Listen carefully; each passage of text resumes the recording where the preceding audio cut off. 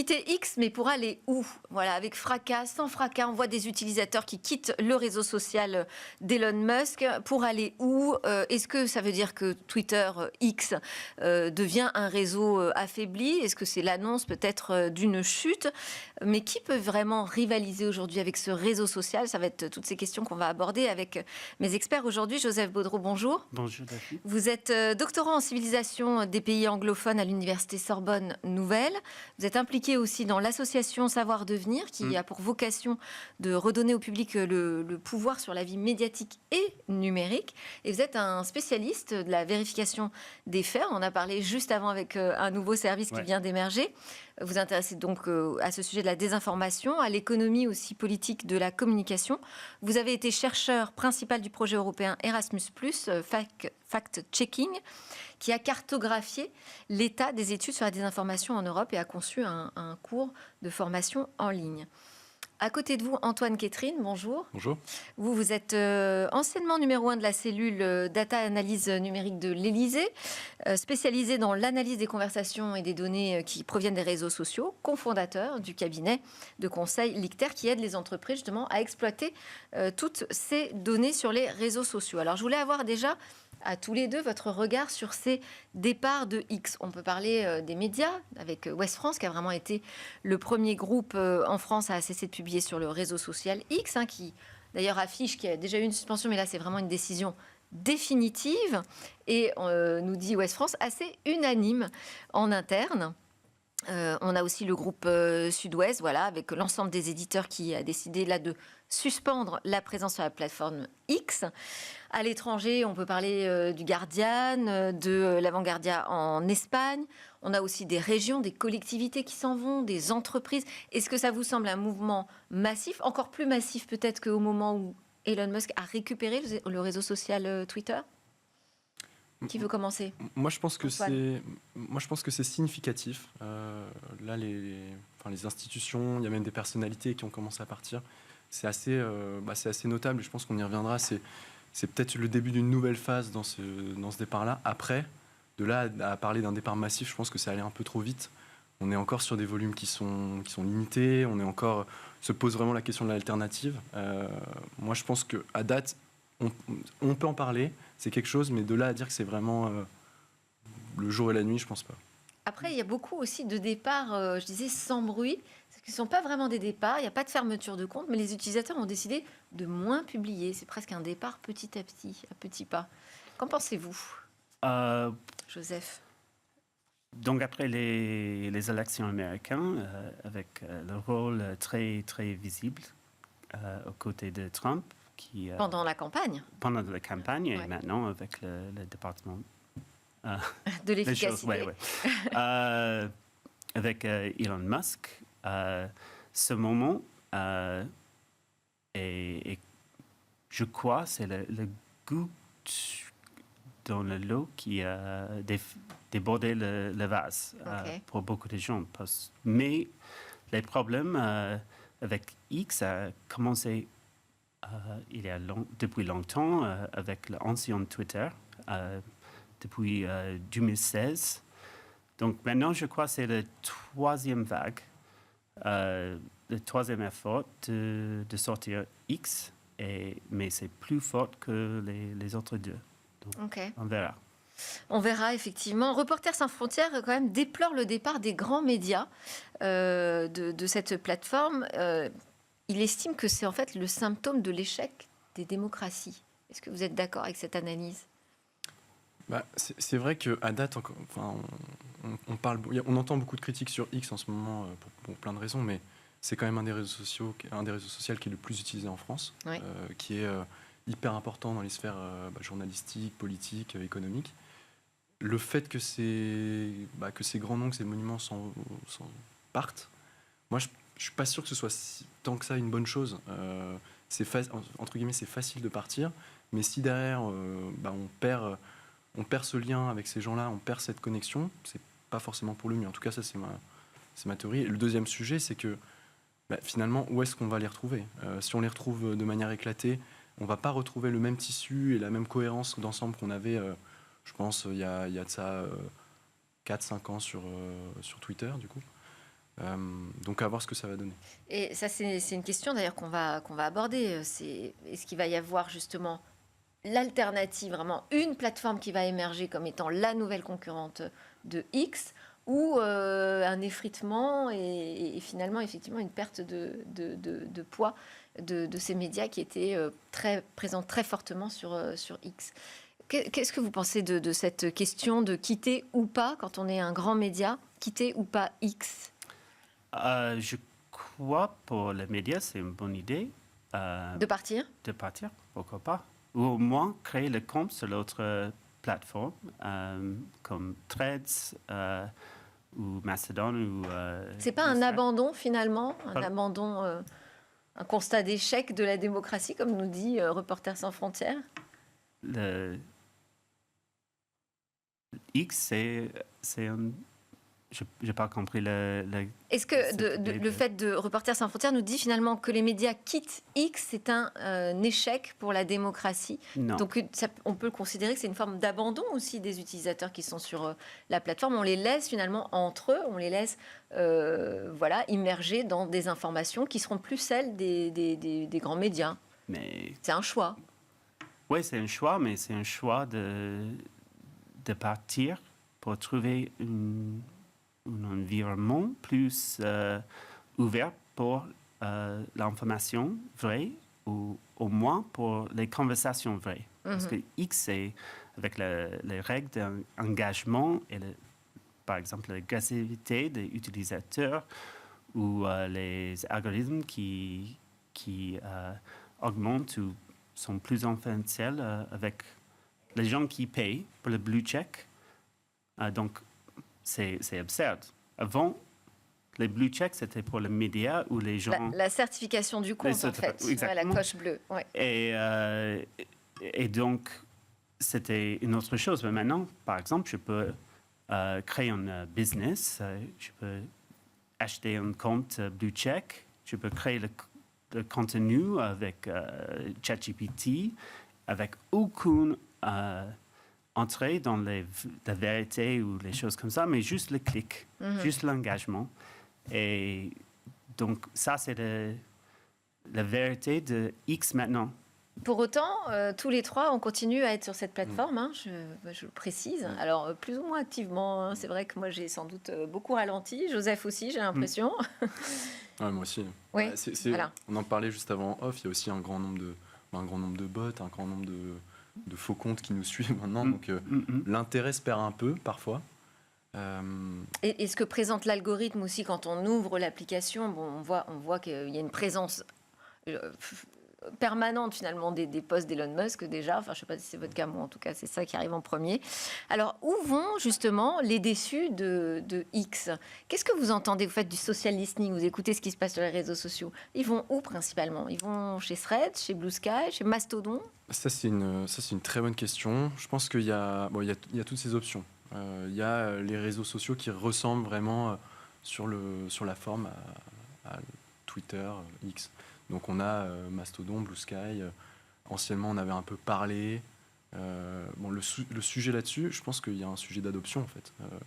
Concrètement, la promesse technique est c'est pas au niveau. Il y a des fonctionnalités techniques ou algorithmiques qui sont pas au niveau, moi je trouve, sur ces nouvelles plateformes. Et du coup, peut-être que une des possibilités qui est la plus réaliste, c'est que ces gens-là se divisent, qu'il y ait certaines sphères qui aillent sur ces réseaux de substitution, mais que d'autres partent sur LinkedIn, on parlait de Threads, partent dans des communautés un peu plus restreintes, sur des canaux de discussion. Alors, si on rentre un peu plus précisément quand même sur ces plateformes, sur les infos qu'on a aujourd'hui, donc Blue Sky, donc fondé par Jack Dorsey, qui est le fondateur historique de Twitter, qui annonce donc plus de 700 000 utilisateurs qui ont rejoint Blue Sky dans la semaine suivant l'élection de Donald Trump, avec un mode de fonctionnement qui est quand même complètement différent de ce qu'on trouve sur X. C'est ça qui est intéressant aussi, décentralisation, forte modération. Ouais. Dans quelque sens, Blue Sky, c'est comme l'ancien Twitter, mais avant 2016. Oui. Et pour Jack Dorsey, il a réalisé, comme j'ai expliqué avant, la première vague de 2016 a commencé avec toutes les augmentations des bots, les choses comme ça. Et il a réalisé que son vision originale pour les réseaux sociaux comme Twitter ne marche plus. Et il a vu avec ActivityPub à Mastodon une idée de protocole où on peut, les utilisateurs, les créateurs de contenu peuvent vraiment garder leur propre contenu, les propres comptes, les suivants, abandonnés, et changer toute notre plateforme. Et donc, pour Blue Sky, maintenant, ça semble comme l'ancien Twitter, mais en théorie, à la base, c'est le protocole. Donc, pas trop technique ici, mais juste l'idée que notre groupe peut créer une autre plateforme où je peux créer un compte sur l'autre plateforme, mais lire les choses sur Blue Sky quand même. Où je peux quitter Blue Sky. Est-ce que ça vous semble un rempart justement contre les dérives de X aujourd'hui, un rempart efficace? Est-ce que sur Blue Sky, on a un environnement plus serein, plus, je ne sais pas comment on pourrait dire d'ailleurs, avec moins de désinformation? Pour moi, je trouve, après l'élection, avec beaucoup plus d'utilisateurs, oui. C'est plus fun qu'avant, plus amusant qu'avant Blue Sky, parce qu'il y a beaucoup plus de créateurs, beaucoup plus des Américains. Donc ça, c'est notre chose, notre problème. Mais donc, vraiment, je peux regarder Blue Sky et c'est comme avant. Donc, c'est intéressant, beaucoup d'informations, intéressant conversations, les choses comme ça. La difficulté, c'est qu'il faut se recréer toute une communauté aussi. Ça, c'est... Oui. J'imagine pour les entreprises, avant de décider de quitter une plateforme aussi puissante que X, c'est un choix difficile à faire. Oui, c'est courageux ou pas, mais en tout cas, c'est vrai que c'est compliqué. Après, ça, c'est un peu le sens de l'histoire. Historiquement, il y a toujours eu... moi, je pense, quand on me parle de ça, je pense souvent aux pages Facebook. Qu'est-ce que vaut aujourd'hui une page Facebook avec plusieurs millions d'abonnés? Finalement, pas grand-chose. Donc ça, c'est pas tant ça, à mon avis, le sujet. Même si, en effet, je vois bien dans des réunions internes d'entreprise, ça doit être dur de se dire, bah tiens, notre canal aujourd'hui, c'est X, on a X millions d'abonnés, repartir de zéro, à mon avis, forcément, c'est compliqué. Ouais, donc il faut mener les deux en parallèle. Je pense, ouais. Et Threads, c'est quand même aujourd'hui déjà une plateforme très puissante, puisqu'elle peut s'appuyer sur justement les abonnés Facebook, Instagram. On parle de plus de 275 millions, je crois, d'utilisateurs déjà qui sont inscrits sur Threads. Est-ce que ça vous semble aujourd'hui l'alternative la plus sérieuse? Pour moi, dans quelque sens. À tous les deux, ouais. Oui. Dans quelque sens, oui, parce que c'est une grande plateforme d'Instagram, de Meta, qui a créé une facilité pour les utilisateurs de créer des comptes. Voilà. Et en juillet dernier, ils ont annoncé qu'ils ont activé ActivityPub Protocol. Donc, par exemple, avec mon compte de Mastodon, je peux suivre les gens sur Threads.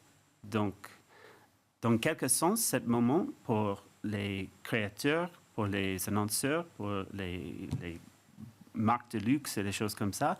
Bien sûr, c'est gênant de recréer les communautés.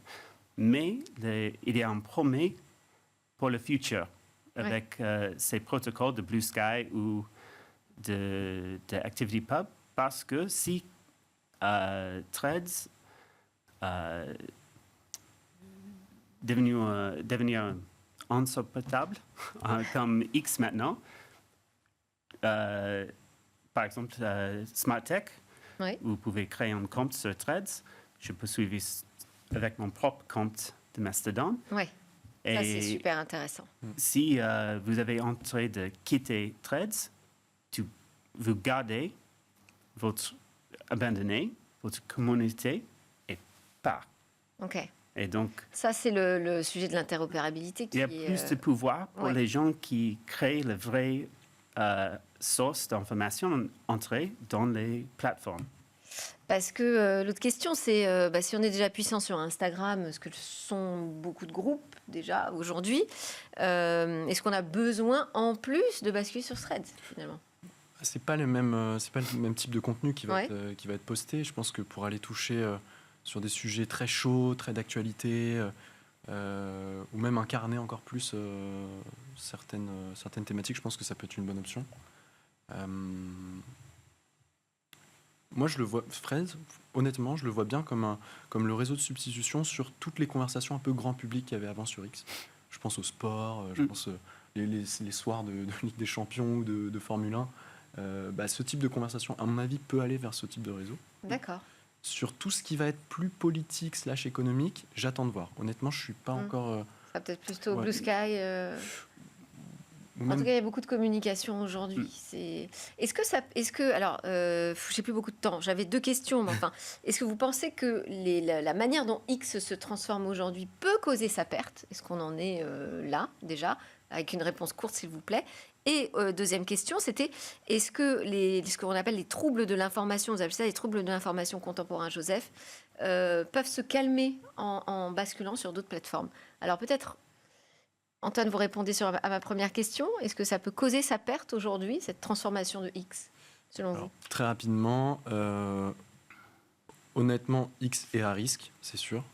Rien qu'on regarde sa valorisation en bourse ou ces sujets, c'est clair. Moi, je pense tout simplement que c'est pas pour demain. C'est peut-être pour après-demain, c'est pas forcément pour demain. Joseph, est-ce qu'on peut calmer les troubles en basculant, en changeant de plateforme, ces troubles d'information contemporains? Je crois le changement qui est passé cette semaine avec les dévoting ou démissionner le lien qui sort de X. Les départs. C'est un problème parce que les créateurs de contenu, le média, ne peuvent pas laisser un lien sur leur propre site. Donc, pourquoi utiliser X quand les autres... particulièrement dans ce moment-là où il y a beaucoup de mécontentement avec X. Donc, c'est un bon moment, je crois.